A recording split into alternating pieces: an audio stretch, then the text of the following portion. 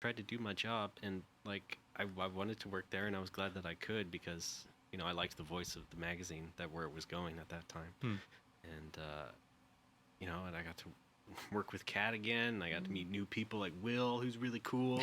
Yeah, and Shot you in the legs in that video that one Yeah. time. Oh my God. We Yeah. shot made him that in the great leg. video. We shot him in the leg in the video, and the next day he was gone. GamePro, we should mention, had a lot of one-up talent. Kat, obviously, and Ray, and then Justin Haywald all worked at one-up at one point. John Davison. John Davison, yeah, thank you. Our sales Yeah, team whole was sales old staff. One Up. Entire sales team. Our president was Marcy Yamaguchi, who was with One Up at one point. Yeah. Lots of One Up Well, people. Ziff, Yeah. yeah. Matt, did you have any questions for these guys? I mean, or anything you wanted to talk about GamePro-wise? Because I do have a few more topics that are GamePro related. I'll go for Will. Everyone always talks about it being like, okay, there was the Davison era, and then there was the Julian Rignall era. So how did that feel different to you? Oh, I worked in 3 very different eras when I came on. Yeah, as but a no one George- cares about before that. I'm just saying, like the George Jones era was when they got rid of the avatars and whatnot, and they tried to move more towards a quote-unquote mature audience. It felt kind of stuck in the middle. Like some of them wanted to go that way, but other people were holding them back, and it was just kind of we didn't know what we were. Exactly. It was very nebulous. So then John Davison came on, and he wanted to make a magazine that you could put on your coffee table, and it would still stand up, a few years later, and people would walk in and pick it up. And he wanted a magazine that would read like a really good book. And I really, really enjoyed that. John kind of pushed us all to become much better writers and kind of to approach the games journalism side of things from a very different, more serious and more thoughtful perspective. Julian came on, and he kind of wanted to do a bit more of a return to roots, where it was more personality driven instead of kind of fact driven, which was also very fun because we got to kind of say whatever was on our mind and incite responses from people in that way. I can't say I have a preference for one style or the other because, I mean, again, I got to explore different facets of my own writing style on both sides. You are not taking any. Come on, it's so recent. Matt wants dirt. I want dirt, sure. I've got no real dirt. But, That's not true. I'm a nice guy. Yeah. But that's the right answer. I had fun under all forms of management. And, I will say that John Davis, the beginning of the John Davison era was the first time that I really paid attention to GamePro. Like for the first time in like years and years. I think that's true of a lot of people. I don't think And you're alone there. as soon as like that kind of exploded, I had been freelancing for like a year at that point, and I was like, I am going to make it my business to freelance for this magazine now. Mm-hmm. Yeah. And I had no contacts whatsoever, so I had to go through like a lot of roundabout ways, and finally got in touch with John Davison, who put me in touch with Tay. And that's when I started doing reviews for GamePro. So, however, I will say that John came in, and he really raised the profile, at least among hardcore fans, not among mainstream audiences necessarily, but among hardcore fans. Like GamePro became a name worth paying attention to again. Which before that, like everyone, like anytime GamePro like got brought up, it was kind of with a giggle, which was unfair. But what can I say? It had a lot of history. Was it unfair? I don't know. I thought it was a pretty generic magazine for a while there.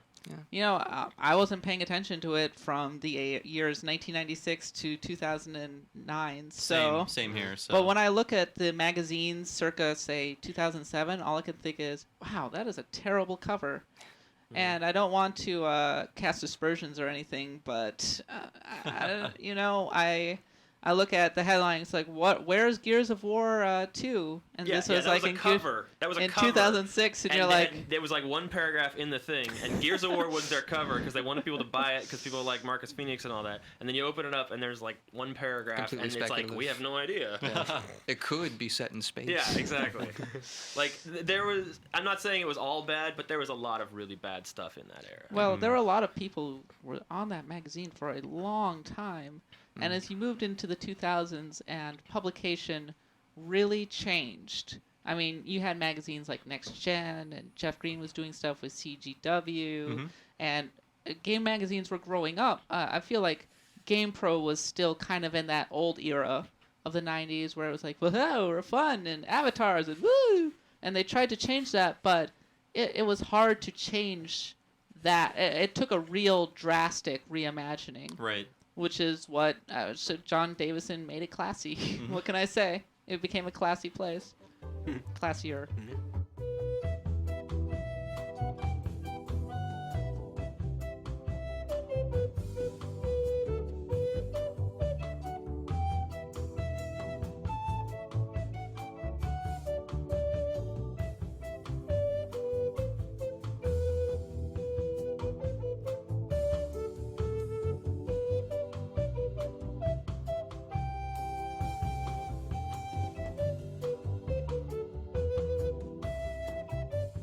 I think there are larger questions at stake here with the death of GamePro, and I mean, Matt and I can tell you that we tried to have a magazine too recently, and it just ended after 3 issues, not 23 years, but still, we tried and failed. Well, I don't think we failed. I think we knew going in that it wasn't going to sell very well. I don't consider it a failure, you know.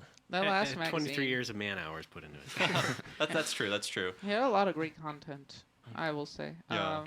And as the kind of magazine that a hardcore fan could buy, it's definitely something that would stand up. Not the shill for us, but hey, it's still on sale. Yeah. As are the other 2 issues, so please check them out. But a larger question I have that we can all talk about is what do you guys think are going to will become of game magazines in general?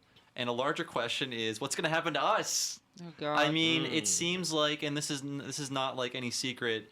It seems like game sites are relying more on the audience to create content, because the audience will gladly do it for free, and maybe whatever e-fame it will bring them. And we require salaries that will keep us fed and allow us to pay rent and keep ourselves alive. I will say that what I find interesting. So I'm sure that some people who listen here know of a site called Grantland, and Grantland is so different from the general trends of the internet in that it basically brings together a lot of very smart, very talented writers and who are basically under orders to write about what they know in long form, like essay type articles, which is like basically what the internet is going away from. The internet is kind of going toward lots of video content, short, snappy bites, I would say. Yes. So, and that Grantland has a video game section.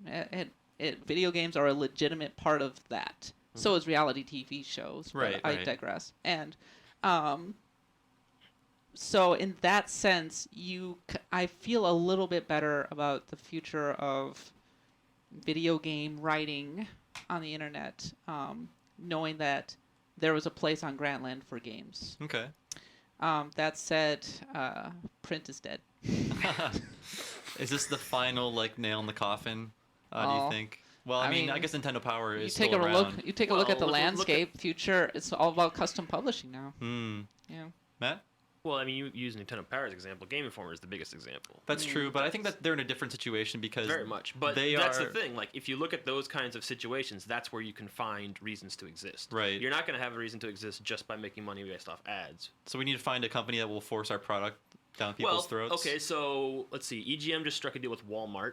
So they're going to be some kind of, I don't know if it's the official or whatever. And then At Gamers with Best Buy. And doesn't EGM make a publication for E3 or is that GamePro? That was GamePro. Okay, sorry guys. It might still be, I don't know. But before it was Ziff Davis. Oh, okay, got it. Because GamePro technically still exists in the custom publishing, we might do stuff for E3 kind of way. Right. But yeah, I mean that's nothing that is really relevant. Well, AtGamer was created basically as a reaction to Game Informer, right? But Best Buy wanted something much more related to its business. So yeah, and Best Buy used to sell recovered GamePros.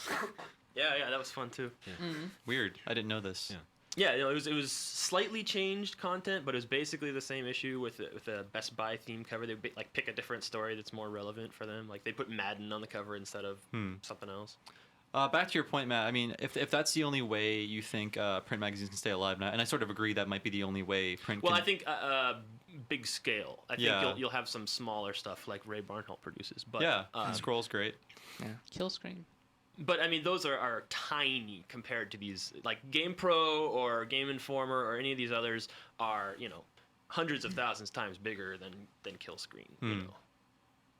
But do you think I might be getting the number slightly wrong, but you know, it's like Killscreen is in the 500 to 1,000 copies range, as far as I know. It's not it's not even close to 100,000. Right. And GamePro, I think, was at the end maybe 300,000 or so. I don't know exactly. Okay. So I guess print is dead unless we can find a wealthy patron to support us. It feels that way. But do you think that, not to cast aspersions on any other publication, obviously, but do you think that compromises the integrity of what you do and the freedom of what you do if your hands are sort of bound to a corporate overlord that is watching your product I think so it depends closely? on the situation. I think it could, but it doesn't have to. Right. In the the best case scenario, it wouldn't, but Well, I mean, it doesn't seem too much with Game Informer. It seems it seems like GameStop has been pretty hands off in terms of it doesn't seem as if it's definitely church and state in that regard. It's just that there's a definitely a perception. Well, you never know what kind. I mean, I'm not suggesting anything. Yeah. But you never know what Game Informer might have as far as like, okay, we have a deal in place that we're going to always have a previews section. Not what's going to be in it, but we're going to have that. Yeah. Like in the old days, there was like the deal where the NBA would always get coverage in newspapers, and they would buy ads. They wouldn't say what you would write about it, but that existed. Okay. And I have no idea if anything like that exists for Game Informer. But it's like it's different levels of interference, and mostly people don't really care about that kind of thing. I'd say 99.9% of readers wouldn't care about anything like that if it did exist. Well, the entire industry is just it's in flux, and nobody knows what anybody wants anymore. I mean, Yeah. you see Grantland on the one extreme, and then you see today's big thing, or I think that's what it's called, the video site. Oh yeah, yeah. On the other end of the extreme, where you just oh, video, that's pretty funny, and we're all just trying to find our niche. I mean, you see people trying to make iPad magazines, like EGM was trying to have an iPad version, and Well, they do now. yeah, they do. And there's another site called a magazine called like Atomics or something to that effect, and it's just a lot of experimentation. But you would think that there would still be room for print, in the sense that I'm riding in an airplane, I want something to read. Right. So yeah, and there are advantages to print magazines. I mean, you look at something like Vanity Fair, where it's essay focused.